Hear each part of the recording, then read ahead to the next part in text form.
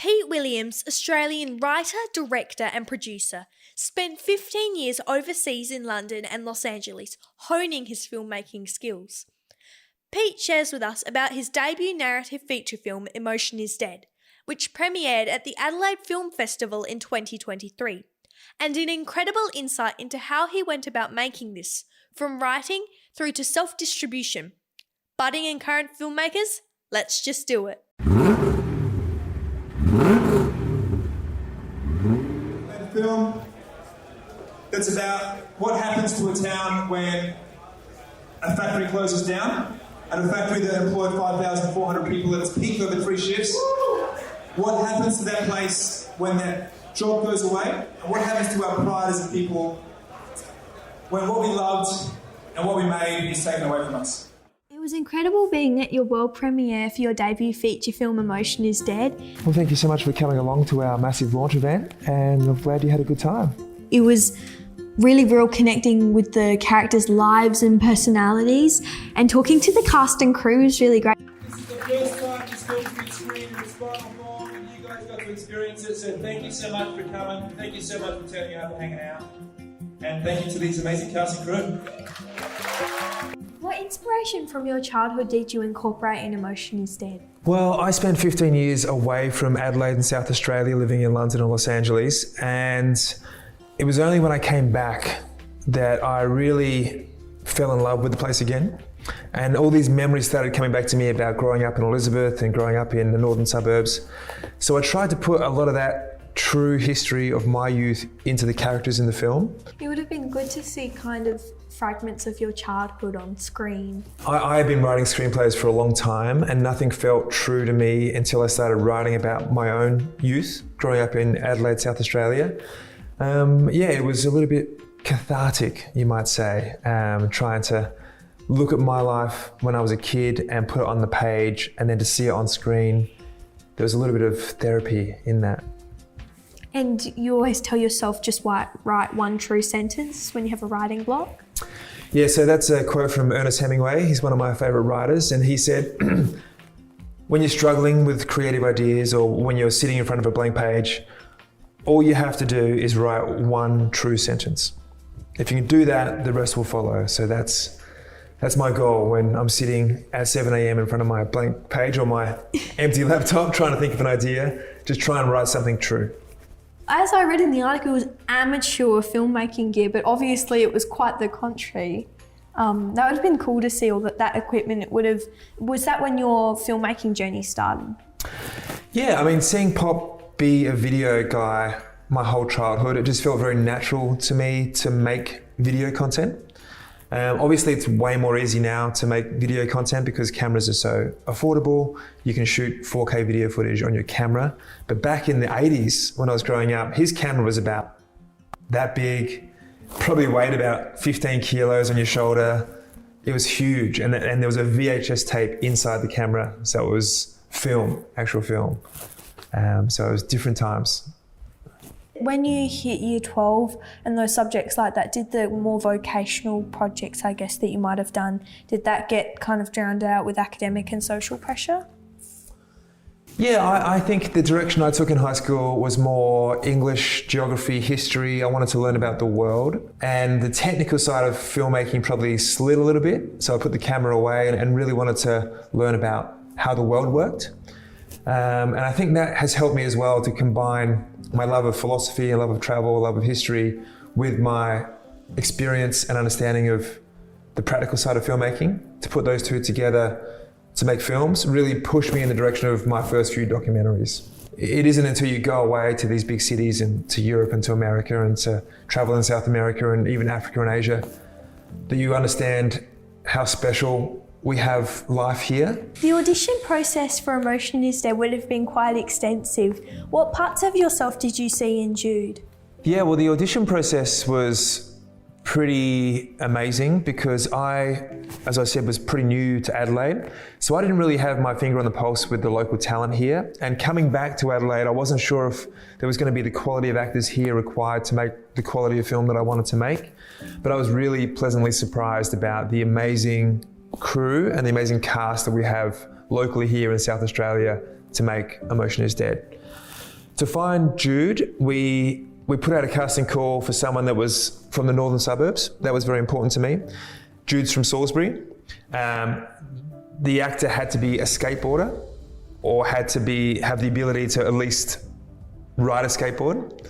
And Jude is a very good skateboarder. He can do hill flips and kick flips and ollies and all these kind of things. And it had to be someone that was 16, 17 years of age, so that the crimes that they perpetrate on screen are seen with a little bit of empathy and a little bit of innocence. Because if we had an older actor, it might come across as more as a criminal. As a criminal, and you wouldn't feel so empathetic, and you wouldn't be on their side as much. Where did the inspiration for the, I guess, the $1 million and the real estate, all that come from? And being able, like, we've come into the world too late, and the world's a game of Monopoly. Yeah, so for me, the biggest theme of the film that I wanted to explore was generational inequality. So young people, millennials and Gen Z, the next generation younger, which is probably you, they're faced with a society where a lot of them can't afford to buy a house. They can't get on the property ladder. And property is how most people get their wealth.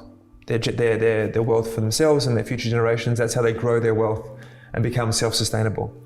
So Brock, in order to jump on the property ladder as it is now, what he needs is $1 million to get started. And so that became the goal for me, is if someone doesn't want to work for a company like Holden's that might leave town and leave people unemployed, if they want to be their own boss and self-sustainable economically, they need about $1 million to get started on that journey. So that's why Brock is on the journey to get $1 million. He doesn't want to be an employee because he's seen the damage that can have on someone's life when a company closes shop and leaves town. There's been a family trauma that's hit his life because a company has made his father unemployed and closed down the factory and left. So he wants to be his own boss, and he's learning how to do that, but learning from the wrong sources. He's learning from his rich, wealthy, well-to-do university frenemy, Hunter, and Hunter gives him some very bad advice. I heard that you umpired for the SANFL under 16s and under 18s football. Did your experience and your family connections with football influence your 4 consecutive productions relating to AFL and AFLW?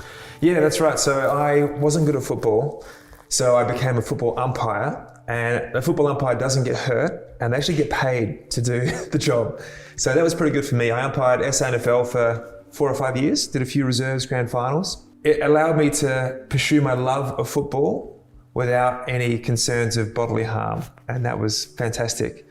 When I came back to Australia in 2020, I was just fortunate enough to be in the right place at the right time for Making Their Mark, which is an Amazon Prime series about AFL football. I just happened to land 1 or 2 weeks before they were crewing up for that, and it became the biggest documentary series in Australian history. And yeah, it was amazing. I was embedded in the Crows for a whole year. And Fearless was a good insight into the AFLW. Some of the things the women said, even in just the trailers, was incredible. Yeah, Fearless was the year after that, or maybe 2 years after that, and that was a documentary series on Disney Plus about AFLW football. So I was embedded in the Crows AFLW side for a whole year. And we were at every single training session, we were at every single game, we travelled to interstate games with them. So yeah, it was amazing to be a fly on the wall. Definitely. And it's really incredible how the women break through, even though a lot of people say, like, why is your daughter playing a rough sport? That was some of the words in the trailer. I think it's really good to empower everyone to be able to pursue a career in AFL and AFLW. And I think it was really good how you represented that. It was really good. Yeah, it's crazy to me how long it took to get the girls' game up. Like, it's only in our lifetimes, less than 10 years ago, the AFLW started. And I remember I was living in London at the time, and they had the first AFLW game, and it sold out, and there was a capacity crowd there showing support for these women playing this professional sport. And it touched me, it moved me emotionally. Guys, you have dived deep on the research here. Oh, thank you. The umpiring stuff, they haven't talked about that in 20 years. You went to Faith Lutheran College for your secondary schooling. What kind of insight did you have from seeing both sides of town? I think it was very good to have, my buddies growing up in Craigmore were a certain type of person. And I think that person is typified as working class. And a lot of people that I went to high school with would be seen as maybe the capitalist class, the earning class, the privileged ones. And I was kind of in the middle, I found, of those two subsets. And those two subsets are what represent the main characters of Emotion is Dead. Brock is kind of in the middle. So he's from this very working class suburb in Elizabeth, but he goes to a fancy university where he's doing very, very well in economics. And his friends at university are from this privileged class. So I think from a writing perspective, myself being in between the classes, the two main extremes of classes in Australia, helped me to understand the lives of both. Because as a writer, you've got to write every character. So you kind of have to understand what the motivations are and what the intentions are of the working class people in the film and also the privileged people in the film. So I think I was in a very privileged position growing up in Elizabeth and going to Faith Lutheran College to understand the whole spectrum of society. As I understand, your tertiary studies were with a Bachelor of Management majoring in marketing, and for most of your 20s you worked in advertising. How has that helped you with your filmmaking career? So I always wanted to be a filmmaker, but I wasn't too sure how to get into it. I remember I was watching TV one day and there was a Coca-Cola ad where these dudes jumped out of an aeroplane and surfed down to a little pub in the middle of Australia because they had a Coke sign on it. They got down there, had the Coke, and I thought, that's something I want to do. I want to make that. How do I make that? And so I thought the way to make that was to become a marketing person. So I initially went and did marketing at the University of South Australia. And it turns out that wasn't the career path that I should have gone on to make that. What I wanted to be was a commercial director. And the path I took was more like a marketing strategist. So for 8 to 10 years, I was working in the ad agency world, working in marketing strategy, working with briefs, creating briefs for commercials, but then giving those briefs to commercial directors to make that content. And I was always very jealous of these commercial directors that actually got to make that content that I was briefing while I was wearing a suit and stuck in an office. So it wasn't until 2009 when I was living in London that I thought, I'm going to get rid of this agency career, this marketing career, and I'm going to do that commercial directing job. And that's when I went back to film school, Met Film School, did a master's in filmmaking, and I think my agency work helped get me to that point. And then when I graduated, it helped me have the contacts in the agency world to make my first few little films. So when you graduate from film school, it's very hard to know what steps you need to take to become a full-time filmmaker. And when you want to become a full-time director, it's very hard to, there's no real step ladder in place. You're either making a film as a director or you're not. So I was graduating in a very amazing time for video content. It was the birth of YouTube, basically, 2009.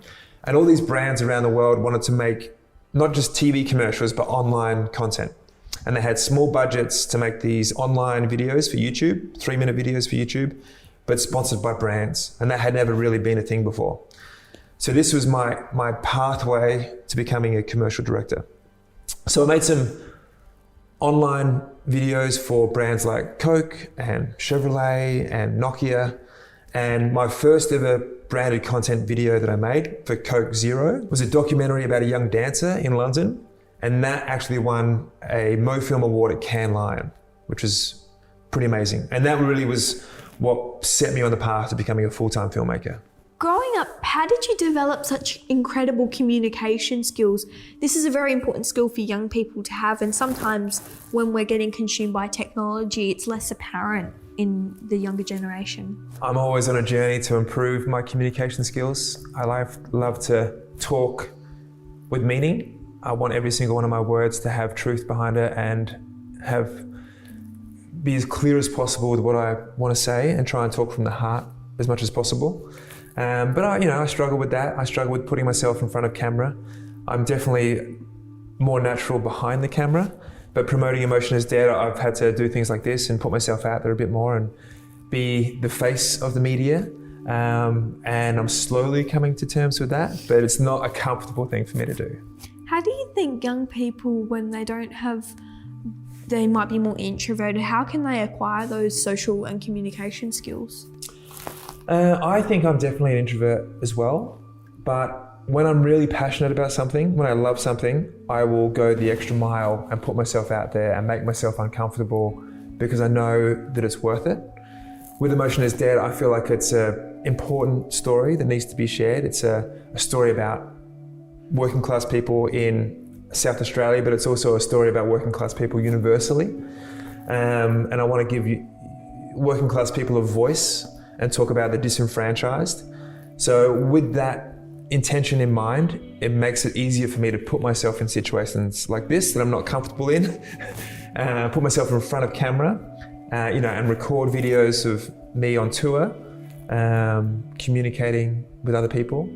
At what age did you realise your innate ability to clearly communicate yourself in a way that is easy for others to understand and come together to create a production while still keeping a good set vibe and being able to put others' ideas in the realm of possibility? I'm still learning that. I think I've got a long way to go with how I work on set. I've got to say though, we shot 40 days for Emotion is Dead. And on the 40th day, I think we almost got to perfection. We had a very good energy on set. There was clear communication, almost a lot of non-verbal communication between the different departments, the camera team, the lighting team, me, hair and makeup, wardrobe. And I think Emotion is Dead is like the perfect practice ground for me as a feature film director. On the first day of shoot, I was very green. I was very stressed. My energy levels were maybe too intense. I was so worried about getting the shots in the day. I had too many shots planned for the day. But by the end of the shoot, I think we'd really honed our workflow. Not just me, but like Johannes, our cinematographer, Tom, our sound man. We all had our workflow down packed. We had our shot list polished, and we worked out you can only really get 30 setups a day, 30 shots a day. And it's continually evolving, and hopefully the next film will come at it from that polished position. How was it taking Jude on a journey from start to finish, putting the emotion out? Because as you said before, he couldn't show emotion until the very end of the film. What I did do to Jude is make him do the impossible as an actor. I made him make people like you, is what I said to him. Make people like you, but you can't show any emotion. For 95% of the film, you can't smile, you can't frown, you can't do anything with your face that shows that you're happy or sad. And this is the only skill an actor has, the ability to emote. And I said, you can't do that. So he had to somehow find a way with the way he was looking at things, the way he was holding himself. He had to somehow make people feel something for him and his character and be interested to watch him and his character grow and evolve and learn without showing any emotion. And he nailed it. People really love his character, and people find the film very engaging, even though our lead actor isn't showing any emotion. Yeah, it was pretty amazing actually, because the kitchen scene is the confrontation with Shazza, his mum, and Brock in the kitchen. It comes in about 70 minutes into the film, and this is the first scene that he can really explode, where his emotion can come from within and rise up and then come out in dialogue. And it was cathartic. It was amazing for him. You could just see he was so much more alive on set that day because he could actually project himself and show how he was feeling. And it was just electrifying for the crew as well, like to be able to be there and see Jude project like that and yell and show how he was feeling on the inside for the first time. It was electrifying. You did a very good job of it. It was an incredible film. I haven't seen a film that's actually really connected me like that for a long time. Emotion is Dead needs to be seen in a dark room with other people on a big screen in a cinema. So I decided to do that myself. I decided to self-distribute Emotion is Dead, and I've now booked in 33 cinemas around Australia that the film will be screening at, and this is mostly independent cinemas.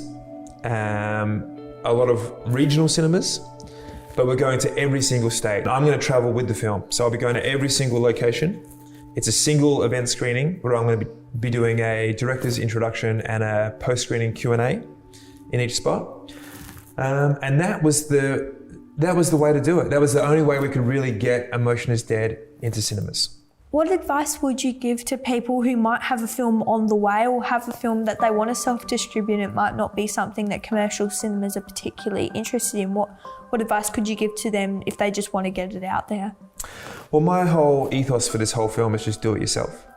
So no one gave me money to make this film. I didn't get any funding from any government bodies or any studios. It was just me and my mates, and then the extended people that we met on the way. They just got together, got our gear together and just did it. And we made a feature film, and it's now in cinemas. And I think the more you can do yourself, the better. I think it's the most limiting thing is to sit around and wait for someone to give you the opportunity to be creative. We have everything at our disposal now. We can shoot 4K videos on our phones. We've just got to go and do it and put ourselves out there. And it might not work, and it might not find an audience, as my first 20 years of filmmaking is proof of. But this one has worked, and this one is getting amazing reviews all across the media. We're filling cinemas on our event screening tour, and we're just doing it DIY style, and it's working. Love the DIY. That's fantastic advice, and I hope your tour around Australia goes fantastic. Your well-travelled road to your final passion is an inspiration to us all and will inspire many creatives to follow whatever it is they are interested in pursuing. Thank you for being with us on Inspired By during this very busy time for you. Thanks for having me, Isabella.